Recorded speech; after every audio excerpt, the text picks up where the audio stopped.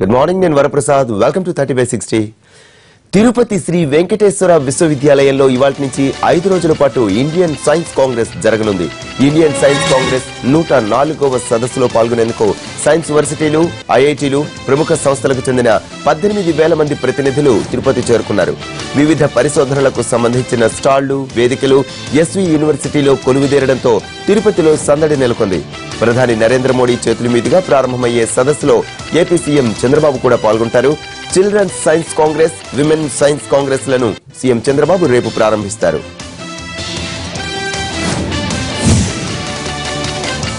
ఇవాళ ఉదయం రేణిగుంట ఎయిర్పోర్ట్ లో ప్రధానికి గవర్నర్ నరసింహన్, సీఎం చంద్రబాబు స్వాగతం పలుకుతారు.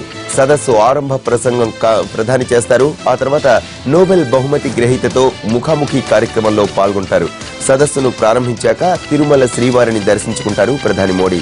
భద్రత కోసం తిరుమల, తిరుపతి ప్రాంతాన్ని గుప్పెట్లోనికి తీసుకుంది ఎన్సీజీ.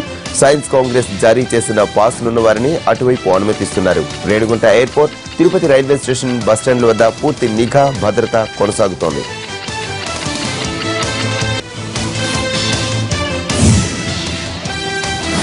సైన్స్ కాంగ్రెస్ సదస్సులో పాల్గొనే అతిథులకు స్వాగతం, వసతి, భోజన, రవాణా, సాంస్కృతిక కార్యక్రమాల ఏర్పాట్లకు సంబంధించి అన్ని కమిటీలు తమ తమ పనుల్లో తలమునకలై ఉన్నాయి. ఎస్వి యూనివర్సిటీలో సువిశాల ప్రాంగణంలో ప్రధాన వేదిక శ్రీనివాస ఆడిటోరియం అందంగా ముస్తాబైంది. తిరుపతి కార్పొరేషన్ తుడా ఆధ్వర్యంలో నగరంలో రహదారుల విస్తరణ, ఫుట్పాత్ల నిర్మాణం చేశారు. 30 కోట్ల రూపాయలతో విద్యుత్ దీపాలంకరణ పనులు చేశారు. Swachh Bharat, make in India, digital India కలలను సాకారం చేసే పెయింటింగ్లను వేశారు.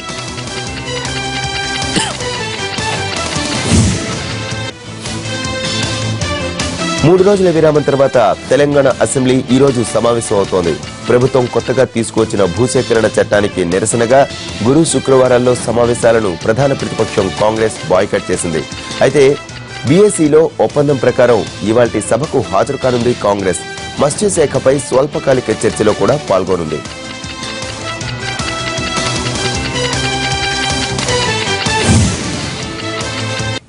మత్స్యశాఖపై ఇవాల్టి సమావేశంలో స్వల్పకాలిక చర్చ జరుగుతుంది.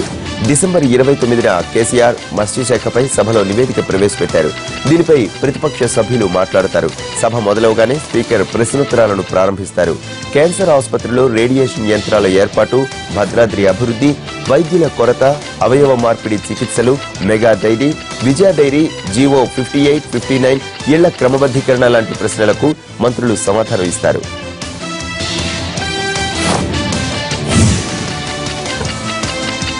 శాసనమండలిలో కూడా ఈ రోజు బిజినెస్ యథావిధిగానే కొనసాగుతుంది.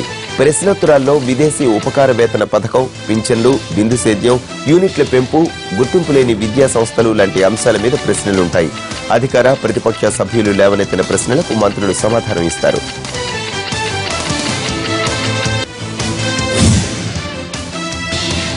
జనసేన అధినేత పవన్ కళ్యాణ్ ఈ రోజు శ్రీకాకుళం జిల్లాలో పర్యటిస్తారు. ఉద్దానం కిడ్నీ బాధితులను ఆయన పరామర్శిస్తారు. కిడ్నీ సమస్యలను గుర్తించడంలో ప్రభుత్వం విఫలమైందని జనసేన పార్టీ ఆరోపిస్తోంది. ఇప్పటికే ఉద్దానం కిడ్నీ కష్టాలపై ఓ డాక్యుమెంటరీని కూడా రూపొందించింది. ఇచ్చాపురంలో జరిగే రోడ్ షోలో కూడా పాల్గొంటారు పవన్ కళ్యాణ్.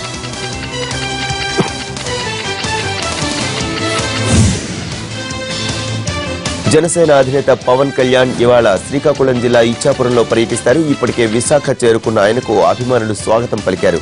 ఇచ్చాపురంలోని మణికంఠ థియేటర్ సమీపంలో ఉద్దానం కిడ్నీ బాధితులను కలుస్తారు పవన్. వారితో మాట్లాడి సమస్యలు తెలుసుకుంటారు. ఆ తర్వాత రోడ్ షోలో పాల్గొంటారు. మరోవైపు పవన్ ఇచ్చాపురం టూర్ ను సక్సెస్ చేసేందుకు జనసేన కార్యకర్తలు, నేతలు విస్తృత ఏర్పాట్లు చేశారు. పవన్ కళ్యాణ్ పరామర్శించబోయే బాధితుల జాబితాను కూడా ఇప్పటికే సిద్ధం చేశారు.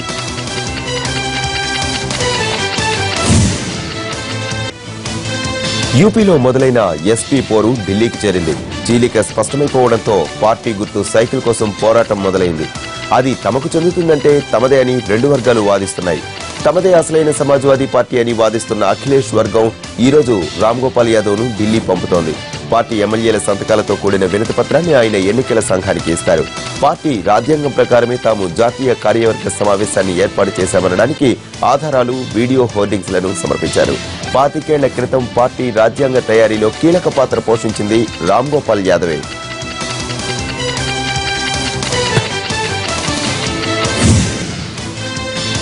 పార్టీపై పట్టు కోల్పోతున్న వ్యవస్థాపకుడు ములాయం సింగ్ సైకిల్ గుర్తును కాపాడుకునేందుకు ప్రయత్నాలు చేస్తున్నారు. సోదరుడు శివపాల్ యాదవ్, పార్టీ నేత అమర్ సింగ్ జైప్రత్ తో కలిసి నిన్న ఢిల్లీ ఎన్నికల సంఘాన్ని కలిశారు. సమాజ్వాదీ పార్టీ వ్యవస్థాపకుడిని తానే కాబట్టి ఎన్నికల చిహ్నంపై తనకే పూర్తి హక్కులు ఉంటాయని చెప్పారు ములాయం. లండన్ నుంచి ఢిల్లీకి వచ్చిన అమర్ సింగ్ న్యాయ నిపుణులతోనూ మంతనాలు చేస్తున్నారు. తన ఆరోగ్యంపై వస్తున్న వార్తలను ములాయం ఖండించినప్పటికీ పార్టీలో పరిణామాలతో ఆయన తీవ్రంగా కలత చెందుతున్నట్లు తెలుస్తోంది.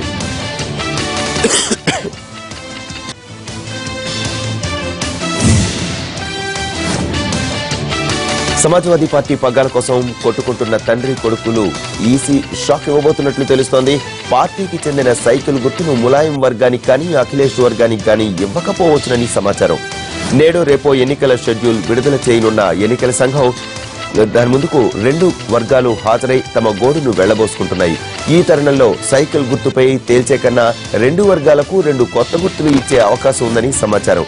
ఎన్నికల సంఘానికి ఉన్న విచక్షణాధికారాల ప్రకారం ములాయం, అఖిలేష్ వర్గాలకు సైకిల్ గుర్తు కాకుండా 2 కొత్త గుర్తులు ఇచ్చే అవకాశం ఉందని అధికార వర్గాలు చెబుతున్నాయి. అదే జరిగితే ఎన్నికల్లో 2 వర్గాలు నష్టపోయే అవకాశం ఉందని చెబుతున్నారు విశ్లేషకులు.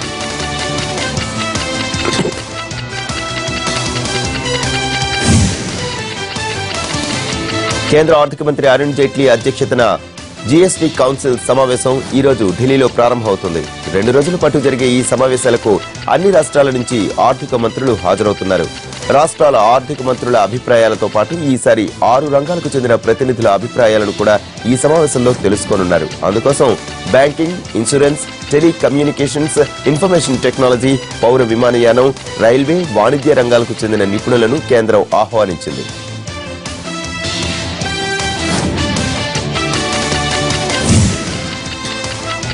తెలంగాణ రాష్ట్ర ఆర్థిక మంత్రి ఈటెల రాజేందర్ ఈ రోజు ఢిల్లీ వెళుతున్నారు.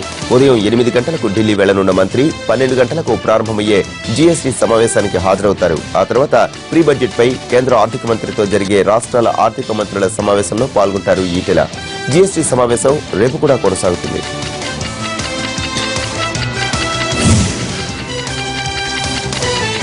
వైసీపీ అధినేత వైఎస్ జగన్మోహన్ రెడ్డి ఈ రోజు నెల్లూరు జిల్లాలో పర్యటిస్తారు. బాణసంచా పేలుడు ఘటనలో మృతి చెందిన వారి కుటుంబాలను, గాయపడి చికిత్స పొందుతున్న వారిని జగన్ పరామర్శించనున్నారు. పార్టీకి చెందిన ఎమ్మెల్యేలు, కార్యకర్తలు జగన్ తో పాటు నెల్లూరుకు రానున్నారు. జగన్ టూర్ కోసం పార్టీ శ్రేణులు ఇప్పటికే ఏర్పాట్లు పూర్తి చేశాయి.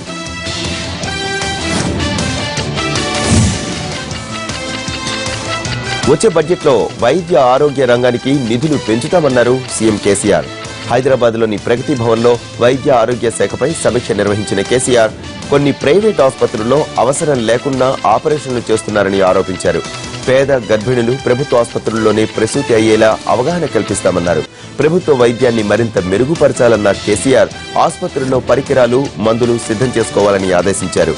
ఆరోగ్య లక్ష్మి ద్వారా పసిబిడ్డకు 3వ నెల వచ్చే వరకు అవసరమయ్యే వస్తువుల కిట్ ను అందించాలన్నారు. ప్రసూతి సమయంలో శిశు మరణాలు 0 స్థాయికి రావాలన్న కేసీఆర్ బస్తీల్లో వైద్య సేవలు అందించేందుకు ప్రతిపాదనలు సిద్ధం చేయాలని అధికారులను ఆదేశించారు.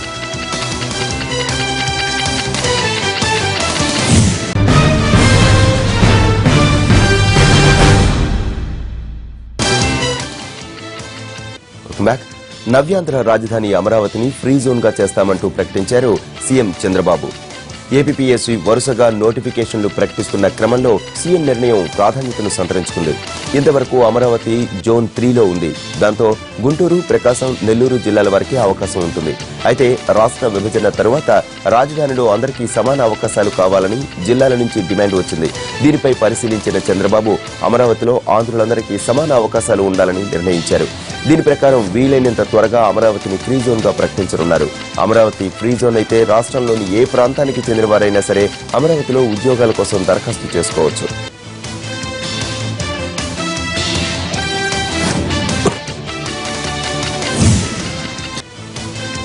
నోట్ల రద్దు ప్రయోజనాలు కనిపించడం మొదలయ్యాయన్నారు కేంద్ర మంత్రి వెంకయ్యనాయుడు. రానున్న రోజుల్లో వాటి ప్రయోజనాలు అందరికీ కనిపిస్తాయన్నారు. అవినీతి, నల్లధనంపై తమ యుద్ధం కొనసాగుతుందని, అందులో నోట్ల రద్దు మొదటి అడుగు మాత్రమేనని అన్నారు వెంకయ్య.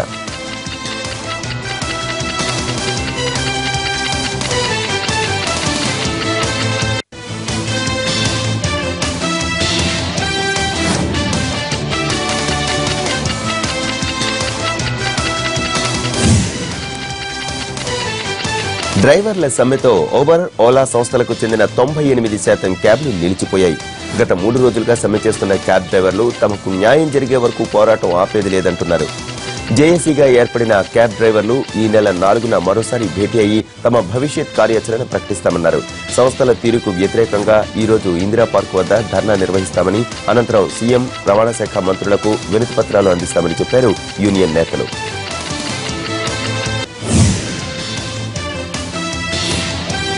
ట్రాఫిక్ క్లియర్ చేయాలనుకున్న పోలీసులు బలైపోయారు. ఆపదలో ఆదుకుందామని వెళ్లిన సామాన్యులను మృత్యువు వెంటాడింది. నల్గొండ జిల్లాలో జరిగిన రోడ్డు ప్రమాదం 4గురిని బలి తీసుకుంది. నాగార్జున సాగర్ దెయ్యాలగండి దగ్గర గడ్డి ట్రాక్టర్ బోల్తా పడింది. ఘాట్ రోడ్డు కావడంతో లోయలో పడింది వాహనం. దీంతో ట్రాఫిక్ కానిస్టేబుల్ సహా స్థానికులు ట్రాక్టర్ను బయటకు తీసే పనిలో ఉన్నారు. అదే సమయంలో బ్రేకులు లేని లారీ మృత్యు రూపంలో వాళ్లను ఢీకొంది. దీంతో 2 ట్రాఫిక్ కానిస్టేబుల్స్, ఓ స్థానికుడు అక్కడికక్కడే మృతి చెందగా మరొకరు ఆసుపత్రిలో చికిత్స పొందుతూ చనిపోయారు. మొత్తం 4గురిని పొట్టన పెట్టుకున్న లారీ మరో 10 మందిని తీవ్ర గాయాల పాలు చేసింది. క్షతగాత్రుల్లో కొందరి పరిస్థితి విషమంగా ఉంది. గాయపడ్డ వాళ్లకు మెరుగైన చికిత్సను అందిస్తామని కలెక్టర్ హామీ ఇచ్చారు.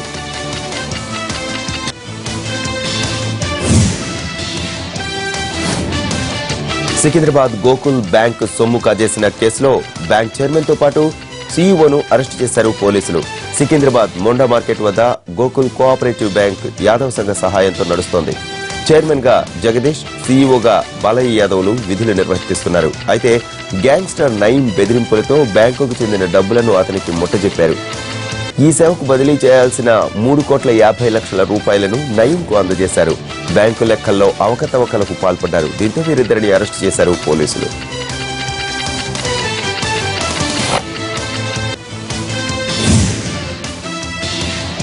మియాపూర్ సీఐ, ఎస్ఐపై సస్పెన్షన్ వేటు పడింది. మియాపూర్ సీఐ రమేష్, ఎస్ఐ రాములను సస్పెండ్ చేశారు సైబరాబాద్ పోలీస్ కమిషనర్ సందీప్ శాండిల్యా. ఓ కేసు విషయంలో సరిగా వ్యవహరించకపోవడంతో వారిద్దరిపై చర్యలు తీసుకున్నారు. ల్యాండ్ సెటిల్మెంట్ ఇష్యూలో తలదూర్చి రియల్టర్ కు అనుకూలంగా వ్యవహరించారన్న ఆరోపణలతో కొత్వాల్ రమేష్, రాములను విధుల నుంచి తప్పించారు. 10 రోజుల క్రితం వృద్ధులైన వెంకటరమణ, శ్యామల దంపతులు తమ ఇంటిని ఓ రియల్టర్ ఆక్రమించుకున్నారని ఫిర్యాదు చేసిన సీఐ, ఎస్ఐలు పట్టించుకోలేదు. సామాన్లతో తమను రోడ్డున పడేశారని సిపిని కలిసి కన్నీటి పర్యంతమయ్యారు బాధితులు. దీంతో విచారణ జరిపి బాధ్యులైన సీఐ, ఎస్ఐలపై వేటు వేశారు.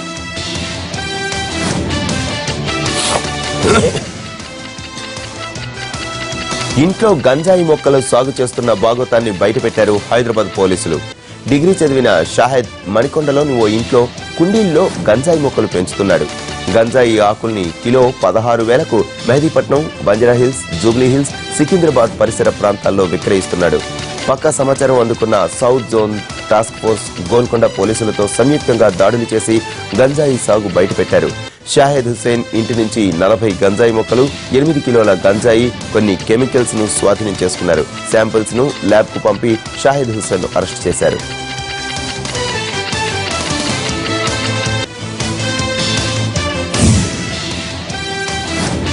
మహబూబాబాద్ జిల్లా తొర్రూరు డివిజన్ కేంద్రంలో వ్యాపారి మోహన్ రావు ఇంట్లో ఎన్ఫోర్స్మెంట్ అధికారులు, పోలీసులు తనిఖీలు జరిపారు. అక్రమంగా నిల్వ ఉంచిన 4 లక్షల రూపాయలు విలువ చేసే సుమారు 100 క్వింటాళ్ల బెల్లం బాక్సులను, 70 క్వింటాళ్ల పీడిఎస్ బియ్యం, 40 లీటర్ల నీలిరంగు కిరోసిన్ ను స్వాధీనం చేసుకున్నారు. ఇద్దరిని అరెస్ట్ చేశారు.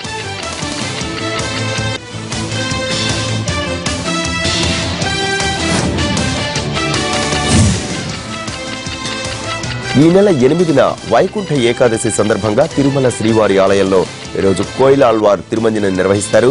ఉదయం 6 గంటల నుంచి 11 గంటల వరకు శ్రీవారి దర్శనాన్ని నిలిపివేశారు అధికారులు. అలాగే శ్రీవారికి ఉదయం నిర్వహించే అష్టదళ పాదపద్మారాధన సేవను కూడా రద్దు చేశారు. కోయిలాళ్వార్ తిరుమంజనంలో భాగంగా శ్రీవారి సన్నిధి నుంచి ఉపాలయాల వరకు పవిత్ర జలాలతో శుద్ధి చేస్తారు. 11 గంటల తర్వాతే శ్రీవారి దర్శనానికి భక్తులను అనుమతించనున్నారు.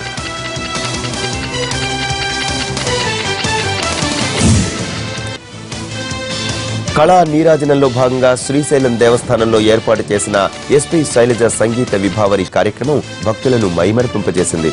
కార్యక్రమంలో ఎస్పీ శైలజతో పాటు పలువురు గాయని, గాయకులు పాల్గొని తమ పాటలతో శ్రోతలను అలరించారు. 2 గంటల పాటు సాగిన కార్యక్రమంలో భక్తులు పెద్ద సంఖ్యలో పాల్గొన్నారు.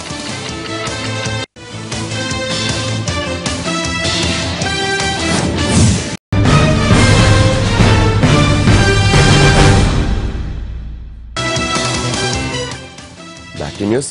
ప్రధాని మోడీ ప్రారంభించిన భీమ్ యాప్ రికార్డులు బద్దలు కొడుతోంది. డిసెంబర్ 30న మోడీ స్వయంగా ప్రారంభించిన ఈ app WhatsApp, MyJio, messenger, Facebook వంటి ప్రముఖ యాప్లను తలదన్ని డౌన్లోడ్ అవుతోంది.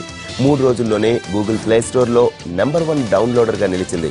వినియోగదారులు కొన్ని సమస్యలు ఎదుర్కొంటున్నప్పటికీ చాలా తక్కువ సమయంలో 2 మిలియన్ల మంది ఈ యాప్ను డౌన్లోడ్ చేసుకున్నారు. సులభ డిజిటల్ లావాదేవీల కోసం ప్రధాని ఈ యాప్ను ప్రారంభించారు. డాక్టర్ భీమ్రావ్ అంబేద్కర్ పేరిట రూపుదిద్దుకొని ఆయనకు ఘన నివాళిగా అమల్లోకి వచ్చిన భీమ్ ప్రజలు వారి బ్యాంకు ఖాతాల నుంచి నేరుగా డిజిటల్ చెల్లింపులు చేయడానికి ఉపయోగపడుతుంది.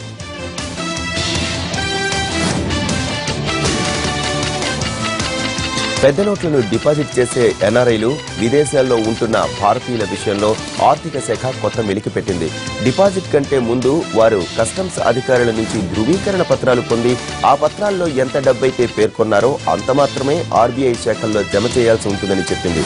విదేశాలకు వెళ్లే భారతీయులకైతే మార్చి 31 వరకు, ఎన్ఆర్ఐలకు జూన్ 30 వరకు ఆర్బీఐ శాఖల్లో డబ్బు డిపాజిట్ చేసే అవకాశం ప్రస్తుతం ఉంది. అయితే విదేశాల నుంచి తమ పాత నగదును డిపాజిట్ చేసేందుకు భారత్కు వచ్చేవారు ఆయా విమానాశ్రయాల్లో తొలుత తాము డిపాజిట్ చేసే పాత డబ్బును చూపించాల్సి ఉంటుంది.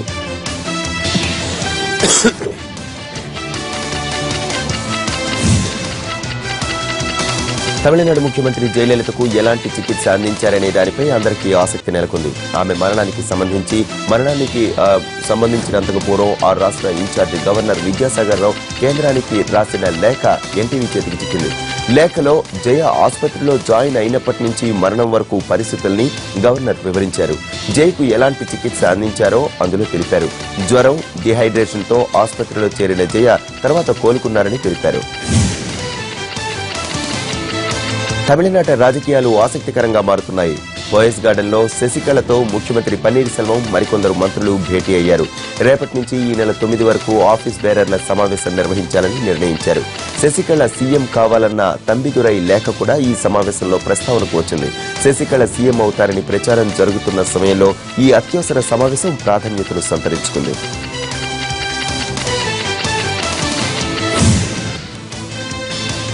హోటళ్లు, రెస్టారెంట్లలో వేసే సర్వీస్ ఛార్జ్ చెల్లించాలా వద్దా అనేది ఇక పూర్తిగా వినియోగదారుల ఇష్టమని తేల్చింది కేంద్ర ప్రభుత్వం. అంటే ఇకపై సర్వీస్ ఛార్జ్ తప్పనిసరి కాదు. ప్రస్తుతం హోటళ్లు, రెస్టారెంట్లలో 5 నుంచి 20% సర్వీస్ ఛార్జ్ వసూలు చేస్తున్నారు. ఇకపై ఆయా హోటళ్లు, రెస్టారెంట్లలో వంటకాలతో పాటు సర్వీస్ కూడా పూర్తి సంతృప్తికరంగా ఉంటేనే సర్వీస్ ఛార్జ్ చెల్లించవచ్చు. లేని పక్షంలో చెల్లించాల్సిన అవసరం లేదని కేంద్ర వినియోగదారుల విభాగం స్పష్టమైన ఆదేశాలు జారీ చేసింది. రాష్ట్ర ప్రభుత్వాలకు కూడా దీనిపై సూచనలు పంపింది. తగిన చర్యలు తీసుకోవాలని సూచించింది.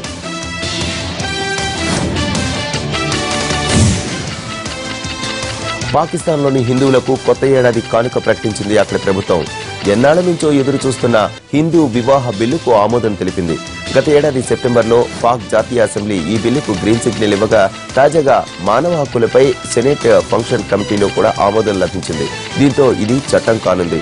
ఈ బిల్లు ప్రకారం పాక్లోని హిందువులు తమ వివాహాలను రిజిస్టర్ చేసుకోవచ్చు. ముస్లింలకు నికానామా మాదిరిగా హిందువులకు షాదీ పత్రం ఇస్తారు. విడాకుల సందర్భాల్లో దీని ఆధారంగా కోర్టుల్లో సవాల్ చేసే వీలు కలుగుతుంది. అలాగే హిందూ వితంతువులు, విడిపోయిన దంపతులు తిరిగి పెళ్లి చేసుకునేందుకు ఈ బిల్లు అవకాశం కల్పిస్తుంది. పాకిస్తాన్లోని మైనారిటీలైన హిందువుల ప్రయోజనం కోసం ఈ బిల్లు తీసుకొచ్చినట్లు చెబుతోంది పాక్ ప్రభుత్వం.